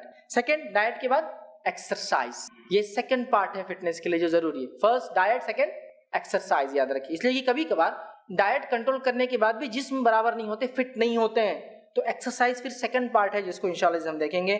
نبی اکرم صلی اللہ علیہ وسلم فرماتے ہیں، ابن ماجہ کی روایت آپ نے فرمایا کہا، قوی مومن ضعیف مومن سے اللہ کو زیادہ محبوب ہے، حالانکہ خیر دونوں میں ہے، دونوں ہی اچھے ہیں، لیکن طاقتور مومن اللہ کو کمزور مومن سے زیادہ پسندیدہ ہے، لیکن خیر دونوں میں، ایمان کی وجہ سے دونوں خیر ہے، دونوں اچھے ایمان کی وجہ سے، لیکن قوی مومن اللہ کو کمزور مومن سے زیادہ پسندیدہ ہے۔ تو اب سیکنڈ پارٹ ہم دیکھتے ہیں، اسٹیپ ایکسرسائز۔ ڈائٹ 70% ہو گیا، 30% رول ایکسرسائز پلے کریں گی۔ میں یہاں کوئی ہیلتھ ٹپس دینے یا نیوٹریشن یا ڈائٹیشن کے طور پہ نہیں کھڑا ہوں، اس لیے بہت جنرل پوائنٹس رکھ رہا ہوں، اسپیسیفکس میں نہیں جانا۔ تو آپ بولیں گے ہمارے فلاں تو یہ بولتے ہیں، تو بھائی وہ اسپیشلسٹ ہوں گے فیلڈ میں، میں ایک جنرل آدمی ہوں، ایکسپلین کرنا چاہتا ہوں قرآن حدیث کے مطابق، ٹھیک ہے۔ ایکسرسائز سیکنڈ پارٹ ہوں گے، یاد رکھیے، کثرت، ٹھیک ہے، کثرت جو ہے بہت ضروری ہے کہ انسان کثرت کرے، یاد رکھیں، اور تقریباً کثرتیں جو کی جاتی ہے تقریباً درست ہوتی ہے، اس میں کوئی مسئلہ نہیں، شریعہ باتیں عموماً نہیں ہوتی ہیں۔ جب آپ کوئی بھی ایکسرسائز کریں تو چند چیزوں کو ذہن میں رکھیے۔ پہلا، اس میں کچھ حرام نہ ہو، شریعت کے خلاف نہ ہو، کوئی بھی کثرت، جیسے مثال کے طور پر مارشل آرٹ سیکھنے جا رہے ہیں، کنگ فو سیکھ رہے ہیں، وہاں جھکنا پڑتا ہے تو آپ جھک نہیں سکتے، تو یہ درست نہیں۔ باقی آپ سیکھو لیکن جھکنے والا پارٹ آپ نہیں کر سکتے۔ لیکن آپ کو پتا ہونا چاہیے کنگ فو کے 2 اسکولس آف تھاٹ ہے، 2 اسکولس ہے جس کے تھرو کنگ فو چلتا ہے پورے چائنا میں، نارتھ اور ساؤتھ چائنا کے اعتبار سے۔ نارتھ کے اندر جھکنے کا سسٹم ہے، لیکن ساؤتھ کے اندر جھکنے کا سسٹم نہیں ہوتا ہے، ٹھیک ہے، جھکنے کا نہیں ہوتا، ہاتھ اوپر کرنے کا ہوتا ہے، تو جھکنے کا نہیں ہوتا ہے۔ تو بہرحال جھکنے کا ہے تو آپ نہیں جھک سکتے، اتنا چھوڑ دیجیے، چونکہ شریعت کے خلاف ہے، ہم اللہ کے علاوہ کسی سامنے نہیں جھکتے، ٹھیک ہے۔ تو حرام نہ ہو، پہلا، شریعت کے خلاف کوئی چیز نہ ہو، دوسرا، فرض کوئی چھوٹتا نہ ہو، چیز تو حلال ہے لیکن اب اتنی ایکسرسائز کر رہے کہ اذان ہو رہی، جان دو ایکسرسائز کرے، تو فرض نہ چھوٹتا ہو، ٹھیک ہے۔ اسی طرح چوتھا، دوسروں کو نقصان نہ ہو، دوسروں کو نقصان نہ ہو، ٹھیک ہے۔ جیسا کہ کشتی ٹھیک ہے آپ پچھاڑتے ہیں، لیکن باکسنگ میں کیا کرتے ہیں، منہ پہ مارتے ہیں، منہ پہ مارنا شریعت میں جائز نہیں، تو دوسروں کو نقصان نہ ہو، ٹھیک ہے۔ اسی طرح جو ہے 5ویں چیز، غیر محرم کا اختلاط نہ ہو، مطلب مرد عورتوں کے ساتھ، عورتیں مرد کے ساتھ نہ ہوں ایسی جگہ، ٹھیک ہے. اسی طرح چھٹا، ماحول میں کوئی حرام کام نہ ہو رہا ہو، ماحول میں کوئی حرام کام نہ ہو رہا ہو. ساتویں چیز جو ہے پردے کا اہتمام اگر عورتیں کر رہی ہے تو، عورتیں رننگ کر رہی ہے، جم جا رہی ہے، سوئمنگ کر رہی ہے، یہ سب عورتیں بھی کر سکتی ہے. صحابیات نے کیا، انشاءاللہ میں ایگزامپلس دوں گا، لیکن وہاں ایسے کوئی ویل فرنش جمس وغیرہ نہیں تھے، بٹ وہ ایسی عورتیں تھیں جو فزیکلی فٹ عورتیں تھیں، اتنی فٹ کہ ہم میں سے کئی مرد بھی ان کے برابر نہیں جا سکتے، اتنی فزیکلی فٹ عورتیں تھیں. ٹھیک ہے، تو بہرحال اس کا آپ خاص خیال رکھیں. اس میں کچھ چیزیں یہ جو امپورٹنٹ تھی، جو اصول تھے وہ رکھ دیا آپ کے میں نے سامنے آپ کے سامنے. ٹھیک ہے، اب ہم میں سے اکثر لوگ کثرت کیوں نہیں کرتے، پہلے وہ دیکھتے ہیں کیوں نہیں کرتے. پہلی وجہ، عورت ہے، ضروری تھوڑی عورتوں کو کثرت کرنا. ماشاءاللہ ٹھیک ہے، اگر عورتیں گھر میں ویسی کثرت کریں جیسے پہلے عورتیں کرتی تھی، محنت مشقت کام کا، چکی چلا رہی ہے، کنویں سے پانی نکال کے لا رہی ہے، یہ وہ فلاں، تو پھر عورت ہے اس کی ضرورت نہیں ہے. دوسرا، عمر ہو گئی، اب کیا کرتے کر کے. اب سمجھ لیجئے کوئی آدمی ہے نا، سفید ہوگی اس کے سر کے بال، داڑھی کے بال، اب ایکسرسائز کرنا ہے. لوگ بولتے ہیں حضرت کو دیکھو جوانی چھوٹ رہی، تو وہ بھی ڈر جاتا ہے، یار صحیح بات ہے، نوجوان ہنس رہے میرے پہ، جان دو میں نہیں آتا. تو کیا ایکسرسائز صرف نوجوانوں کے لیے ہوتی ہے؟ بوڑھے بھی کر سکتے، عمر کی خیر میں. ٹھیک ہے، اسی طرح میں ایک دیندار آدمی ہوں، میں کیسے ایکسرسائز کروں؟ سمجھ رہے بات کو، ہے نا. لوگ بھی ایسے، ارے تم کو داڑھی، شرم نہیں آ رہی؟ جم میں جاتے، ہیلتھ کلب میں جاتے، شرم نہیں آ رہی؟ سوئمنگ کر رہے، شرم نہیں؟ تو گویا دیندار انسان نے کچھ نہیں کرنا، صرف نماز پڑھنا اور گھر آنا، باقی ساری ذمہ دوسری دنیا نے لیا ہوا ہے. ٹھیک. اسی طرح ایک وجہ، بہت شرم آتی میرے کو ایکسرسائز کرنے میں، بہت شرم محسوس ہوتی. اسی طرح ایک وجہ، میں موٹا تھوڑی ہوں ایکسرسائز کی بات کرے تو آپ، میں تو ایک دم دبلا پتلا ہوں، تو کیا ایسی ایکسرسائز موٹے لوگوں کو کرنا پڑتی؟ کس نے لائی ہے اصول؟ ٹھیک. اسی طرح جو ہے لوگ کیا کہیں گے میں اگر ایکسرسائز کروں گا تو اس لیے کچھ لوگ ایکسرسائز کرتے ہوئے تو کیسا کرتے ہیں، ایک دم چھپ کے گھر کے اندر کے اندر دروازوں میں دروازے لگا کے. بیوی پوچھ رہی کیا کر رہے؟ کچھ نہیں بیگم، کچھ مت بولو، کیا کر رہا بس تم باہر ہو. اب انہیں بھی شک میں ہوتی کیا کر رہے کہ میرے شوہر روز جائے، کچھ میرے پہ تو نہیں پڑھ کے پھونک رہے، پلیتے تو نہیں جلا رہے اندر جا کے. بعد میں چھپ کے دیکھ رہے، نہیں بیگم میں ذرا کثرت کر رہا، سب کے سامنے نہیں کر سکتا، شرم آ رہی. لوگ کیا، ارے لوگوں نے تو جو کہنا تھا کہا، جس کو کہنا تھا کہا، اور کوئی بھی خبر میں ساتھ نہیں ہے بولنے کے لیے کہ ہم نے بولے تو اس نے یہ کام کیا. جو صحیح ہے وہ کیجئے، لوگ تو کہتے رہیں گے، کہا اور کہتے رہیں گے. اب آئیے، ٹھیک ہے، اسلام نے جسم کو قوی، مضبوط، توانا، پھرتیلا، صحت مند رکھنے کو پسند کیا اور مومنوں کہا تم ایسا کام کرو. اب آئیے، نبی اکرم صلی اللہ علیہ وسلم نے جو کثرت کی یا جو اسپورٹس کھیلے وہ آپ کے سامنے رکھتا ہوں تاکہ بات واضح ہو جائے کہ اسلام میں اسپورٹس کیا ہے، اس کا کوئی دخل ہے یا نہیں. وہ کثرت اور اسپورٹس، جو کثرت رکھوں گا سیدھا کثرت بتاؤں گا، یہ کثرت سے یہ فائدہ ہوتا ہے. لیکن جو کثرت نہیں اسپورٹس ہے، اس میں ہم اس کا بیک گراؤنڈ دیکھیں گے، اسپورٹس کھیلنے کتنی کثرت لگتی. سمجھ لیجیے ایک آدمی آ کے ویٹ لفٹنگ کر رہا تھا. ویٹ لفٹنگ تو ایک ایکٹ ہے، ویٹ لفٹنگ کے لیے محنت کتنا فزیکلی فٹ ہو کے آنا پڑتا جب ویٹ لفٹ کر سکتا آدمی. سمجھے نا، باکسنگ کر رہا کوئی آدمی، تو باکسنگ تو ایک عمل ہے، لیکن فزیکلی کتنی محنت کر کے باکسنگ کے لیے اس نے، آپ اندازہ نہیں لگا سکتے. سمجھ رہے بات، وہ بھی آپ لوگوں کو وہ کرنا ہے، تو انشاءاللہ ہم وہ دیکھیں گے. میں 6 چیزیں نبی اکرم صلی اللہ علیہ وسلم زندگی سے رکھوں گا جو خود آپ نے کی، تاکہ سنت بھی ہو جائے، معلوم کی یہ سنت بھی ہے. 6 چیزیں جو آپ نے خود کیا، لوگوں کو ترغیب دلائی کرو اور خود بھی کیا اس میں. آئیے ہم دیکھتے ہیں ایک کے بعد ایک. ہم دیکھیں گے آج انشاءاللہ رننگ، جو کہ بیس ہے پوری ایکسرسائز کی، بنیاد ہے رننگ. ٹھیک. Second swimming, third horse and camel riding, fourth archery تیر اندازی، ففتھ جو ہم دیکھیں گے فینسنگ سورڈ تلوار بازی، اور سکسth ریسلنگ پہلوانی کشتی دنگل. ٹھیک ہے، ہم یہ 6 چیزیں انشاءاللہ عزیز آپ کے سامنے رکھیں گے. دنگل کشتی کو بولتے ہیں، یاد رکھیں.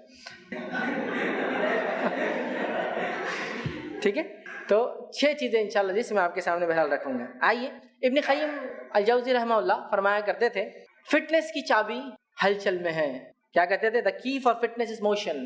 فٹنس کی چابی ہلچل میں ہے، ہلچل کرو فٹ رہوں گے. اب ہمارے پاس زیادہ سے زیادہ کیا چیز ہلچل کرتی معلوم؟ ہماری ایک گردن اور دوسری انگلیاں. کیا چل رہا؟ یہ چل رہا، یہ اور یہ، بس اس کے علاوہ کوئی ہلچل نہیں. آپ بولے کوئی سامان دو آفس میں تو وہ اس کو ویل چیئر رہتی ہے، وہ ویل چیئر کے ساتھ گھستے جاتا ادھر چر گھماتے ہوئے، پھر وہاں سے سامان لے کے پیروں سے ادھر کرتے بعد اٹھ کے نہیں جاتا. اگر آپ گلف میں رہتے، یو ایس میں رہتے تو ڈرائیو تھرو معلوم نا؟ ڈرائیو تھرو مطلب کار سے اترنا نہیں پڑتا، گاڑی لے کے لگاتے، دو یہ فلاں وہ آرڈر دیے، وہ کھڑکی میں دے دیا، چلے drive through. A T M card بھی ڈرائیو تھرو ہے، کار جاتی ہے وہاں اے ٹی ایم اندر سے اترنا نہیں، منہ ڈالے پیسے نکالے، drive through. Petrol drive through مطلب اترنے کا سین ہی نہیں ہے، موشن کا، ہلچل کا چانس ہی نہیں ہے، بس بیٹھے رہو ایک جگہ. ٹھیک ہے، وہ کہتے ہلچل کرو، یہ بنیاد ہے فٹنس کی، یاد رکھیے. اور اپنے استاد احمد بن عبد الحلیم ابن تیمیہ رحمہ اللہ تعالی فرماتے تھے ہمارے استاد روز ایک پہاڑ چڑھ کے اترتے تھے صحت کے لیے، روز ایک ماؤنٹین چڑھتے اترتے.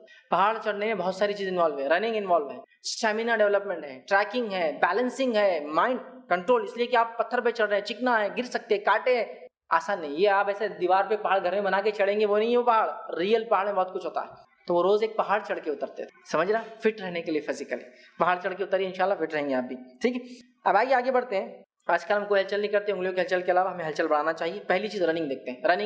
رننگ میں انکلوڈ کر لیجئے رننگ، جاگنگ، اس کے بعد جو ہے تیز چلنا، جو چیزیں ہوتی ہیں جس میں باڈی کو انسان موو کرتا اور آگے بڑھتا ہے، ٹھیک ہے. لیکن میں یہ نہیں کہہ رہا ہوں کہ آپ رننگ کا متبادل، رننگ ایک ریئل رننگ ایک الگ چیز ہوتی ہے، مشینوں پہ آپ کا چلنا ایک الگ چیز ہوتی ہے، لیکن اگر نہیں ہوتا تو وہ بھی چلیں گا، لیکن بٹ ریئل سیناریو میں جائیے. نبی اکرم صلی اللہ علیہ وسلم کبھی کبھار ننگے پیر چلنا پسند کرتے، مٹی پر، پتھروں پر، ٹھیک ہے. اور کئی صحابہ کو دیکھا گیا اپنی چپلوں کو رکھتے اور کبھی کبھار ننگے پیر چلتے. پوچھا کیوں؟ تو کہ اللہ کے رسول صلی اللہ علیہ وسلم فرمایا کبھی بغیر جوتوں کے بھی رہا کرو، بغیر چپل کے بھی چلا کرو، ٹھیک ہے. ننگے پیر چلنا بھی، تو صحابہ مسجد کو نماز کو ننگے پیر آیا کرتے تھے بہت سارے، ٹھیک ہے. تو بہرحال رننگ، جاگنگ اور اس میں جتنے بھی ٹائپس ہوتی ہیں وہ سب انکلوڈ ہم اس میں کر لیتے ہیں. یاد رکھیے سب سے آسان چیز صحت کو اچھا رکھنا، بیماریوں کو دور کرنے کے لیے جو بغیر پیسے کی اور بغیر اکوپمنٹ کی ہوتی ہے وہ ہے رننگ. رننگ کو آپ لگتے ہیں اور آپ لگتے ہیں، کوئی اکوپمنٹ نہیں، کوئی ڈیوائس نہیں، کوئی پیسہ نہیں. کیا کرنا ہے آپ کو؟ صرف شروع ہو جانا ہے. کچھ لگتا ہے اس کے لیے؟ کچھ بھی نہیں لگتا ہے. سمجھ رہے ہیں بات کو؟ کچھ نہیں لگتا ہے. تو یہ سب سے آسان ہے، ٹھیک ہے. اور اگر اتنا بھی انشاءاللہ ہم کرنا شروع کر دیں نا تو صحت بہت اچھی رہیں گی، فٹ، بیماریاں انشاءاللہ دور ہو جائیں گی. اور خاص طور سے ہماری خواتین رننگ کا معاملہ جو ہے وہ کرے. اور رننگ ٹریکس ہوتے ہیں اسپیشلی بنائے گئے جو صرف فیملیز کے لیے ہوتے ہیں، بہت سارے اورنگ آباد میں بھی ماشاءاللہ. وہاں جائیے، آپ کو ایسا مسئلہ ہے کسی جگہ تو گھر کے اندر آپ چل سکتے ہیں، صبح اٹھ کر آپ راستوں پہ بہرحال جا سکتے ہیں، با پردہ ہو تو کوئی مسئلہ ہی نہیں. یاد رکھ رننگ. آئیے رننگ کے تعلق سے نبی اکرم صلی اللہ علیہ وسلم نے کیا حکم دیا وہ ہم دیکھتے ہیں. مسند احمد کی روایت ہے، نبی اکرم صلی اللہ علیہ وسلم کے تعلق سے آتا ہے کہ آپ نے جو بنو عباس کے کئی بچوں کو آپ جمع کرتے، بنو عباس کے بچوں کو جمع کر کے سب کو ایک لائن میں کھڑا کرتے، اور آپ صلی اللہ علیہ وسلم ادھر جا کے کھڑے ہو جاتے. اور وہاں جانے کے بعد بچوں سے کہتے میری طرف دوڑ کر آؤ، جو سب سے پہلے آئے گا اس کو یہ انعام دوں گا. اور وہ کہتے کہ بنو عباس کے لڑکے دوڑتے ہوئے آتے، نبی اکرم صلی اللہ علیہ وسلم کو کمر پہ چڑھ جاتا، کوئی سینے مبارک پہ چڑھ جاتا، کوئی کاندھے پہ چڑھ کے بیٹھتا، اور آپ سب کو اپنے گلے سے لپٹاتے اور جو اول آتا اس کو انعام دیتے جو بولا گیا. ایک کھجور دوں گا، کچھ بھی ہو سکتا ہے. آپ آج کے دور ایک چاکلیٹ دوں گا، ایک کیڈبری دوں گا، ایک بسکٹ کے پیکٹ دوں گا، ایک یہ دوں گا، فلاں دوں گا، آؤ میرے طرف. دوڑاتے، رننگ ترغیب دی نا، بچوں کو کھڑا کیا، بھاگو. بچے آئے، میں انعام دوں گا، تم پہلے آؤں گے. تو بیٹا بچے آتے تھے اور آ کر نبی اکرم صلی اللہ علیہ وسلم کو شاید وہی پوائنٹ تھا اینڈ، ہاتھ لگاتے، سینے پہ آتا، کوئی کمر پہ بیٹھ جاتا، کوئی کاندھے بیٹھتا، آپ سب بچوں کو چومتے اور ان کو گلے لگاتے. تو رننگ. آج ہمارے گھروں میں کیا ایسا ماحول ہے کہ گھر میں تایا، والد، چچا آ کے بولے چل رننگ لگائیں گے، اچھا خاصا بھاگتا بچہ تو رک پھٹ چل، رننگ کر رہا، تماشے کر رہا، گھر میں یہ کر رہا. ان کے وہ جو جذبے کو آپ خود ختم کرتے بچپن میں ان کو روک کر، ٹھیک ہے. ہاں غلط جگہ بھاگ رہا تو الگ بات ہے، صحیح جگہ ہو کیجیے. لیکن جب آپ صحیح جگہ روک دیتے تھے، بڑا ہو گیا غلط جگہ بھاگتا، پھر بولتے بھاگ گیا، بھگا کے لا لیا، بھاگ گئی. تو بچپن میں نہیں بھگایا تو بھاگ کے چلے گی بیچاری.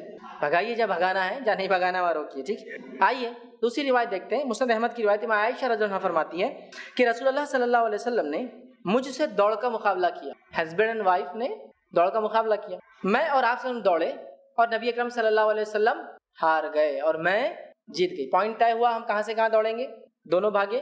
لیکن اب میں یہ روایت رکھ رہا ہوں تو آپ گلمنڈی جا کے بھاگنا نہ شروع کر. ہسبینڈ وائف کے حدیث میں آیا، فروزن مال میں بھاگ رہے میاں بیوی، حدیث میں آپ نے کیا اور فیض بھائی نے بولے درس میں بھاگنا ہے تو ہم بھاگ رہے نہیں. حدیث میں آتا ہے کہ نبی اکرم صلی اللہ علیہ وسلم سفر پہ تھے، فوج آگے جا چکی تھی. فوج کے آگے جانے کے بعد وہ اکیلے تھے ریگستان میں، دونوں طے کیا گیا کہ یہ پوائنٹ سے وہ پوائنٹ تک رننگ ہوں گی، بھاگنا ہے. یہ پکنک اسپاٹ پہ بھری سڑکوں پہ نہیں بھاگے، ٹھیک ہے. تو میں بس وضاحت کر دے رہا ہوں. تو کہا رننگ لگائیں گے اور دونوں بھاگے. میں عائشہ کہتی میں جیت گئی، اس لیے کہ میں عمر میں کم تھی، دبلی پتلی. پھر ایک سفر ہوا، پھر ہم دونوں گئے. پھر نبی اکرم صلی اللہ علیہ وسلم نے کہا عائشہ اب پھر سے ایک بار، پھر ہم دونوں بھاگے. پھر نبی اکرم صلی اللہ علیہ وسلم مجھ سے جیت گئے. جیتنے کے بعد آپ نے کہا عائشہ پچھلے کا یہ بدلہ ہوا، پچھلی بار تم جیتی تھی، یہ بار میں جیت گیا. اور وہ کہتی سیکنڈ ٹائم جب ہم بھاگے تھے شادی کو وقت ہو گیا تھا، میں تھوڑی بڑی ہو گئی تھی اور جسم پر وزن چڑھ گیا تھا. پہلے بہت دبلی پتلی تھی جب فرسٹ ٹائم ہوتی، سیکنڈ ٹائم میں بھاگ نہیں سکی اتنا تیز. مطلب نبی اکرم صلی اللہ علیہ وسلم تب بھی فٹ تھے اور بعد میں فٹ تھے. آپ کی فٹنس برابر جا رہی تھی. عائشہ کی فٹنس کم ہو گئی بعد میں، ایسا بول سکتے ہیں نا. پہلے وہ دبلی پتلی تھی، بعد میں تھوڑا گوشت آ گیا تو کم بھاگ سکی. آپ سب پہلے بھی بھاگے لیکن ہار گئے چونکہ یہ اور تیز تھی. بعد میں ہی بھاگے لیکن آپ جیت گئے. جیتنے کے بعد کہا یہ ہوا بدلہ اس چیز کا جو پہلے تم نے مجھے ہرایا. تو آدمی اپنے بیوی کے ساتھ آپ سب بھاگے. آپ بچوں کے ساتھ بھاگ سکتے ہیں، کوئی نہ دیکھ رہا ہو، ایسی جگہ ہو، لوگوں کے خود کے پارکس ہوتے ہیں، خود کے فارم ہاؤس ہوتے ہیں، کیوں نہیں بھاگ سکتے اپنی بیوی کے ساتھ، محرمات کے ساتھ. گھر کی عورتوں کی ریس لگا سکتے. ایکٹیو رہنا، فٹنس بہت امپورٹنٹ ہے، یاد رکھیے یہ چیز بڑی اہم ہے، یاد رکھیے. مسلم خواتین میں اس کی بڑی سخت کمی پائی جاتی. آئیے سیکنڈ، یہ رننگ ہوا، آپ سب خود رن کیا اور دوسروں کو رن کروایا، ٹھیک ہے. Second swimming. سوئمنگ کے تعلق سے بھی یاد رکھیے آپ صلی اللہ علیہ وسلم کے تعلق سے سیرت کی کچھ روایتیں، اس کی سندوں میں بہرحال اختلاف ہے. وہ یہ ہے کہ آپ صلی اللہ علیہ وسلم بچپن میں سوئمنگ سیکھی تھی کسی کے ایک باغ میں، جب آپ کی عمر 5 یا 6 سال، آپ کی والدہ کے انتقال سے پہلے، ٹھیک ہے، آپ نے سیکھی تھی. 4-5 سال کسی کے باغ میں جا کر سیکھی، واللہ عالم، لیکن اس کی سندوں میں بہرحال اختلاف ہے کیسی ہے۔ اس کے بعد سلسلہ حدیث صحیحہ کے اندر ایک روایت آتی ہے، وہ روایت اس طرح سے، اللہ کی ذکر سے جس چیز کا تعلق نہ ہو وہ چیز لہو اور لعب ہے، فالتو ہے۔ جس چیز میں اللہ کا ذکر شامل نہ ہو وہ لہو اور لعب ہے، فالتو ہے، سوائے 4 چیزوں کے۔ مطلب 4 چیزیں ایسی ہیں جس میں اللہ کا ذکر نہ بھی ہو تو وہ بیکار نہیں ہے، لیکن اس کے علاوہ ساری چیزیں بیکار ہے، اللہ کا ذکر نہ ہو تو آپ نے غلط کیا، وہ کام نہیں کرنا چاہیے تھا، اللہ کے ذکر سے ہی کرنا۔ کون سی 4 چیزیں میں اللہ کا ذکر نہ بھی کیا جائے تو وہ کام درست ہے؟ سنیے، وہ کوئی بھی کام عبادتوں میں سے نہیں ہے۔ سنیے، پہلا، آدمی کا اپنے بیوی کے ساتھ کھیلنا، اگر اس میں اللہ کا ذکر بھول بھی جائے تو یہ لہو اور لعب میں نہیں آئے گا، آپ سم دوڑے نا اپنی بیوی، لہو اور لعب میں نہیں۔ دوسرا فرمان، اپنے گھوڑے کو سیدھا کرنا، گھوڑے کو سیدھا کرنا سمجھتے ہیں نا آپ؟ بہت مشکل کام ہے، آپ نے گھوڑا نہیں دیکھا تو کیسا پالتے کیسا بڑا کرتے تو آپ کو نہیں معلوم گھوڑے کو سیدھا کرنا کس کو بولتے ہیں۔ ہاں، پکچروں میں آپ نے ضرور دیکھا ہوگا، ہمارے ہیرو صاحب جا کے گھوڑا اڑتا، آ جا نیچے، یہ کرتے، تھوڑی دیر بعد گھوڑا ان کے پاس آ جاتا۔ گھوڑے اتنے جلدی مانوس نہیں ہوتے، مہینوں کی محنت کرتا ہے اس پہ آدمی، تب وہ مانوس ہوتا ہے انسانوں سے۔ تو گھوڑے کی جو سدھارنے کے لیے محنت کر رہے اس میں ذکر بھول جائے تو یہ لہو لعب نہیں ہے، فالتو کام نہیں ہے، ٹھیک ہے۔ تیسرا فرمایا، ایک انسان کا 2 ہدف، 2 ڈسٹنس، 2 ایسے نشانے جس پہ شوٹنگ کی جاتی ہے، اس پہ چلنا، چیزوں کو اٹھانے، جیسے ادھر سے تیر مارا تو ادھر جا کے تیر نکال کے ادھر سے ادھر مارا، ہدف میں چلنا، یہ لہو لعب نہیں، اس میں اگر ذکر بھول بھی جائے تو کوئی مسئلہ نہیں ہے۔ اور چوتھا فرمایا، تیراکی سیکھنا اور سکھانے میں اللہ کا ذکر بھول بھی جائے تو لہو لعب میں نہیں، سیکھنا اور سکھانا، سوئمنگ تو آپ صلی اللہ علیہ وسلم نے کی نہیں کی، میں اس معاملے میں تو اختلاف بہرحال ہے، لیکن آپ نے ترغیب دلائی، حدیث بالکل واضح ہے۔ 4 چیزوں میں اگر ذکر نہ بھی کیا جائے، مطلب تمام دنیا کی چیزیں جس میں اللہ کا ذکر نہیں ہوتا وہ فالتو ہے، سوائے 4 چیزوں کے، جس میں کیا ہے؟ سوئمنگ بھی بہت اچھی کثرت ہے، اور ایسی کثرت جس میں پسینہ نہیں جاتا ہے نا، جاتا بھی دکھتا کہاں پسینہ ہے نا، اب ایکسرسائز کر رہا تو پسینہ آیا، مطلب بہت ایکسرسائز کیا، سوئمنگ میں کہاں سمجھ آتا، بہت دیر کرنے کے بعد جب نکل کے اکڑتا معلوم ہوتا ہے بہت تیر لیا تھا، بہت اچھی ایکسرسائز ہے، جسم پھرتیلا ہوتا ہے، جو بچوں کی ہائٹ کم ہے ہائٹ کے اندر مفید ہوتا ہے، ٹھیک ہے۔ آدمی ایک ایسا ہنر سیکھتا ہے جو زندگی میں اس کو کام بھی آ سکتا ہے نا، سوئمنگ بہت اہم ہنر ہے، یاد رکھیے، بہت اہم ہنر ہے، سیکھیے، مردوں کے لیے بھی اور عورتوں کے لیے بھی۔ آپ کو سوری عورتوں کے لیے کیسے؟ دیکھیے، سب سے پہلے تو جب بچیاں آپ کی چھوٹی ہو، بالغ ہونے کی عمر سے پہلے خود باپ سکھا دیں، بالغ ہونے کی عمر سے پہلے۔ جب بڑی ہو جائے تو پھر عورتوں کے سوئمنگ پولس الگ ہوتے ہیں، یا سوئمنگ ٹائمنگ بالکل الگ ہوتے ہیں، پردے کا نظم ہوتا ہے، ٹھیک ہے، وہاں جا کیوں تیر سکتی، اس میں کیا مسئلہ؟ عورتوں کے سامنے جب ہوں گی 17 ڈھا کے اور سوئمنگ کریں، تو بچیوں کو سکھا دیجیے، وہ چھوٹی ہوتی ہے، گاؤں وغیرہ میں لوگ سکھاتے ہیں بچیوں کو، عام طور سے سکھانا چاہیے، یاد رکھیے، ایک اچھا ہنر بھی ہے اور اچھی کثرت اور ایکسرسائز بھی، یاد رکھیے۔ تو دوسرا کام سوئمنگ، یاد رکھیے۔ جو ہے الخلیفۃ الفاروق میں عمر ابن خطاب رضی اللہ عنہ کا ایک مشہور قول ہے، وہ فرمایا کرتے تھے عمر رضی اللہ عنہ، اپنے بچوں کو تیراکی اور تیر اندازی سکھاؤ، اپنے بچوں کو تیراکی، سوئمنگ اور تیر اندازی، آرچری سکھاؤ، اور انہیں حکم دو کہ اپنے گھوڑوں پر اچھل کر سوار ہونا سیکھے، اور انہیں حکم دو اپنے گھوڑوں پر اچھل کر سوار ہونا سیکھے، اور انہیں اچھے اچھے اشعار سکھاؤ، مینٹلی فٹ کرو اور فزیکلی فٹ کرو، اشعار سکھاؤ، اور گھوڑوں پہ کیسا بیٹھنا سکھاؤ؟ بغیر زین کے، مطلب گھوڑے پہ بال پکڑے اس کے اور سیدھا کود کے بیٹھنا سکھاؤ، اچھل کر بیٹھنا، کہ اچھل کر بیٹھنا پڑتا آدمی گھوڑے، معلوم جنگ کے میدان میں جب آدمی گر جاتا اس کو کوئی بھی گھوڑا مل جاتا، اس کو پکڑنا، ہر گھوڑا آپ کے کنٹرول میں نہیں آتا، پکڑے اور اچھل کے بیٹھ گئے، ایک بار گھوڑے پہ آپ اچھل کے بیٹھ گئے تو گھوڑا کنٹرول میں آ جاتا، آپ کیوں مان لیتا آپ مالک، سمجھ رہے ہیں؟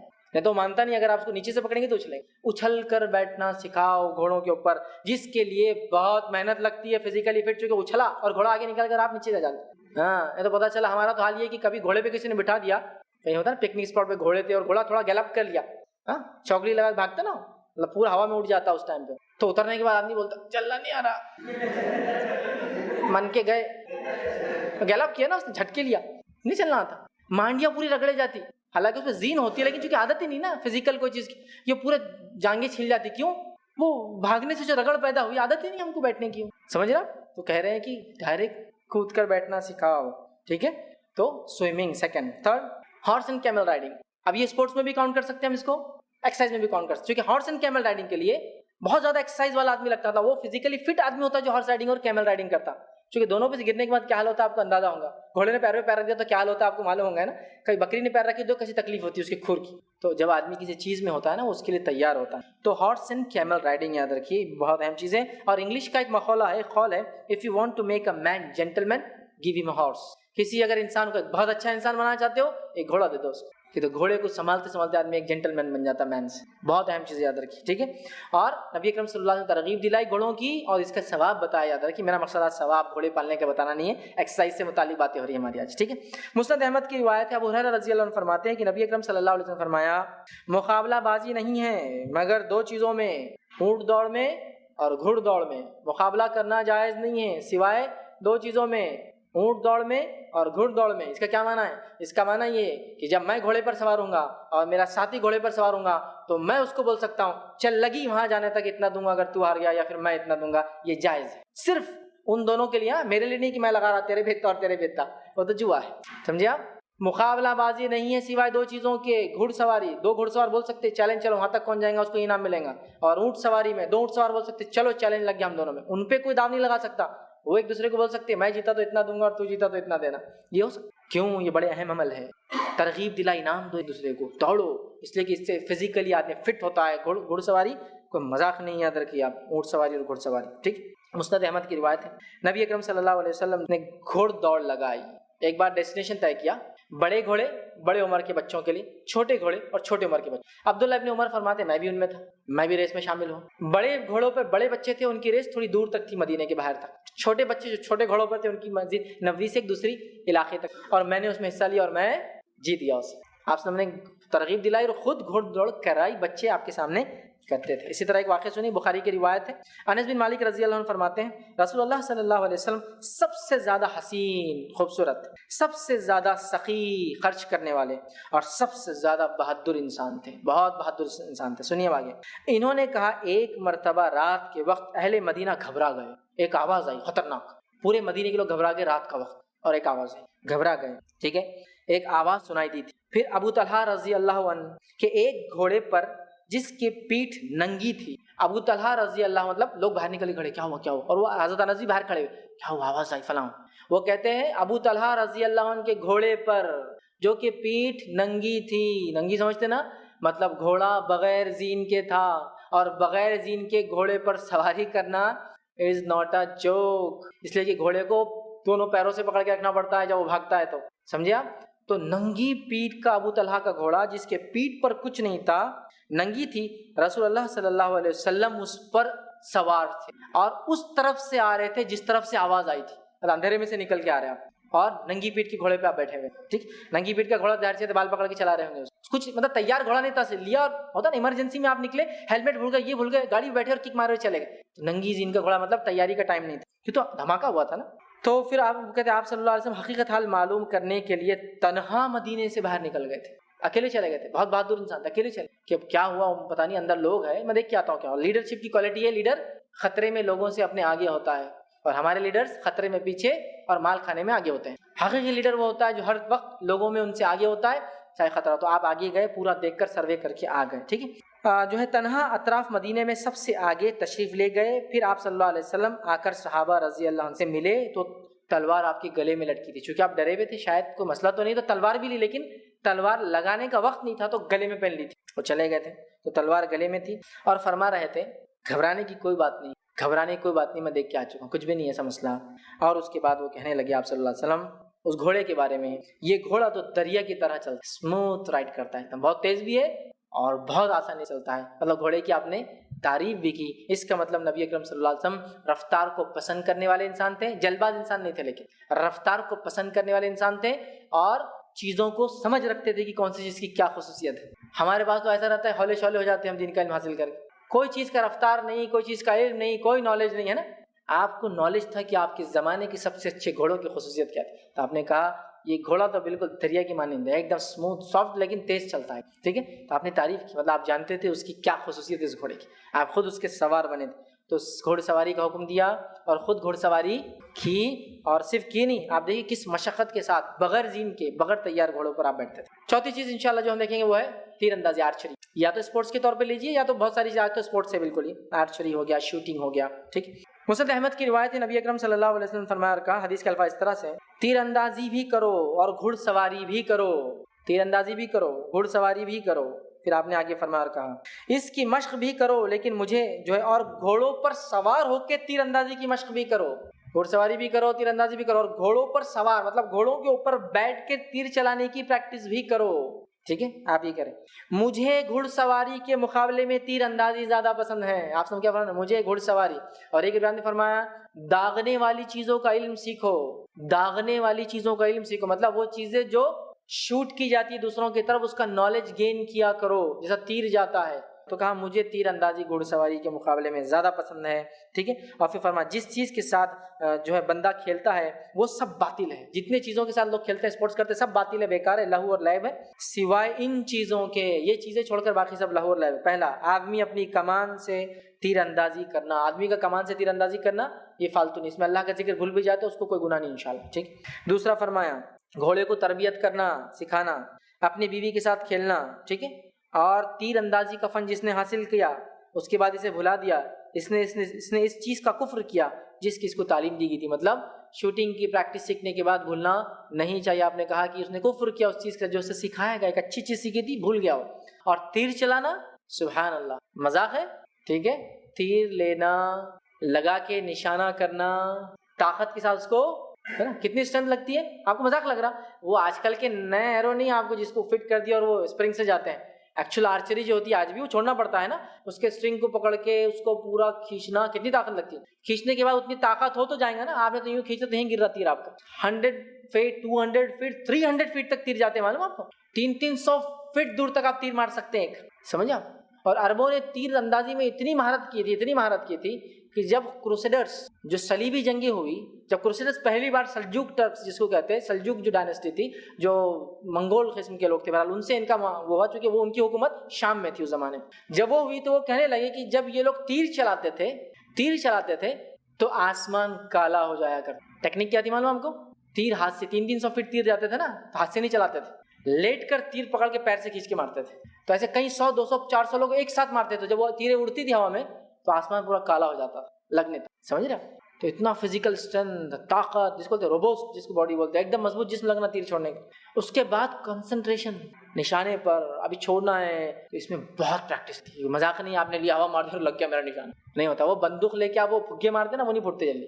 تو تیر میں آپ کو اپنی طاقت لگانا ہے، نشانہ کرنا. اور اس میں وہ پھگے والا کیا کرتا ہے، بندوق کی نوک ادھر مارو ادھر مار، لگ جاتا برابر. وہ خود ڈائریکشن دیتا وہ کہاں لگنے والا ہے، سمجھا. تو بہت محنت لگتی ہے. نبی اکرم صلی اللہ علیہ وسلم ایک آرچری کرتے تھے، ٹھیک. پانچویں چیز تلوار بازی، فینسنگ. آج گیم ہے پورا تلوار بازی گیم ہے، بتایا نا آپ کو.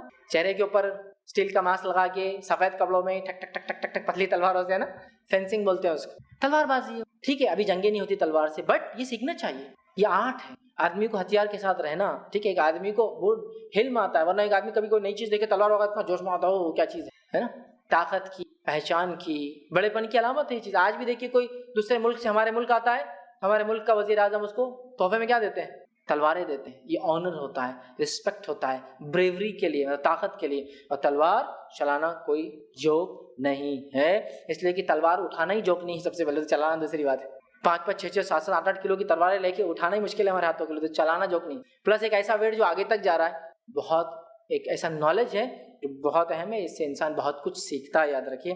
تو فینسنگ جیسے گیمز میں بھی ہم پارٹیسپیٹ کریں، اس کی پریکٹس کریں، ٹھیک ہے. نبی اکرم صلی اللہ علیہ وسلم نے چلائی، صحابہ نے. اتنا کامن ہے، اس کے ایگزامپلس میں نہیں دوں گا، یہ تو بس سورٹس کے بہت ملیں گے آپ کو، ٹھیک ہے. اسی طرح چھٹی چیز جو ہے وہ کیا ہے؟ ریسلنگ یاد رکھیے، ٹھیک ہے. کشتی، ٹھیک ہے.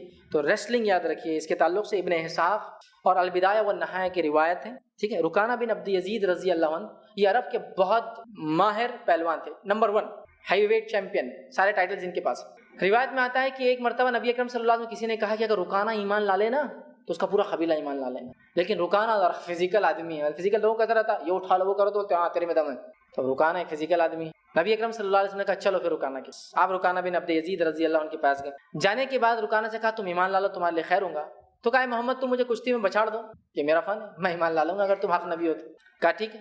رکانہ بن عبد یزید رضی اللہ عنہ جب لڑائی کے لیے کھڑے ہوئے تو اللہ کے رسول دکھنے ہی نہیں لگے، بیک سائڈ سے دکھ رہے ہی نہیں تھے. مطلب رکانہ اتنے بڑے تھے سائز میں کہ آپ صلی اللہ علیہ وسلم جب سامنے تھے تو دکھ ہی نہیں رہے پیچھے والوں کی آگے کون کنٹسٹنٹ ہے، کون کھڑا ہے. کہا ٹھیک ہے رکانہ آ جاؤ. نبی اکرم صلی اللہ علیہ وسلم آ گیا ہے، رکانہ آ گیا ہے. رکانہ ابھی لڑائی کے موڈ میں آئے نہیں تھے تو چت پڑے ہوئے تھے. تو اٹھے اور بولے نہیں کچھ تو تم نے جادو کیے تو امپاسبل، پہلے اس میں کوئی کیسے پچھاڑ سکتا، امپاسبل، عرب کا میں سب سے بڑا ہوں. کہا ایک بار اور ونس مور. پھر دونوں آئے.